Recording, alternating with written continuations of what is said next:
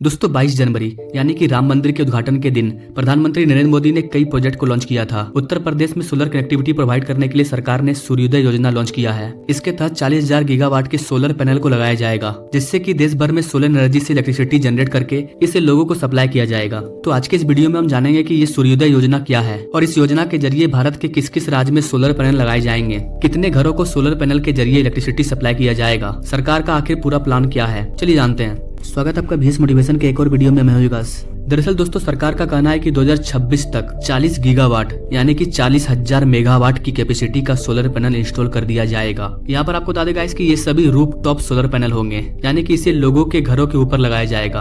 अभी सरकार 1 लाख घरों के ऊपर ऐसे सोलर पैनल लगाएगी और बताया जा रहा है कि उन 1 लाख लोगों को सोलर पैनल के जरिए बिजली सप्लाई किया जाएगा। अभी भारत में आमतौर जितने भी घर होते हैं उनमें जो बिजली आती है उसका निर्माण थर्मल पावर प्लांट में कोयले से किया जाता है और इससे बहुत ज्यादा पोल्यूशन होता है। लेकिन अभी सरकार स्टार्टिंग में 1 लाख घरों में सोलर पैनल को इंस्टॉल करेगी, जिससे कि 1 लाख घरों का बिजली बच जाएगा जो कि कोयले के दहन से आता था। लेकिन जैसा कि आप सभी जानते हैं, अब अपना प्यारा भारत ग्रीन एनर्जी को उपयोग में ला रहा है, जो कभी पोल्यूशन नहीं करेगा और ना ही कभी खत्म होगा, जिससे हमारा ग्लोबल वार्मिंग भी कम होगा। तो इन सोलर पैनल का एक बड़ा फायदा ये होगा कि लोगों को रिन्यूएबल एनर्जी सोर्स से इलेक्ट्रिसिटी मिलेगी। दूसरा फायदा ये होगा कि इलेक्ट्रिसिटी का जो बिल है वो भी बहुत कम हो जाएगा। सरकार ने अभी इलेक्ट्रिसिटी बिल को लेकर के कई नई योजना लॉन्च की है, जिसके अकॉर्डिंग यदि आप अपने छत पर सोलर पैनल को लगाते हैं और अगर उससे आपके जरूरत से ज्यादा इलेक्ट्रिसिटी जनरेट होती है तो आप इसे बचा सकते हैं और इस इलेक्ट्रिसिटी को आप सेव कर सकते हैं। और ऐसा करने से आपका इलेक्ट्रिसिटी बिल भी कम हो जाएगा। कभी कभी बदले में पैसे भी दिए जाते हैं। ऐसा करने के लिए या फिर इस योजना में लाभ लेने के लिए लोगों को अपने घरों के ऊपर में एक सिस्टम को लगाना पड़ता है, जिससे कितनी एनर्जी स्टोर हो रही है,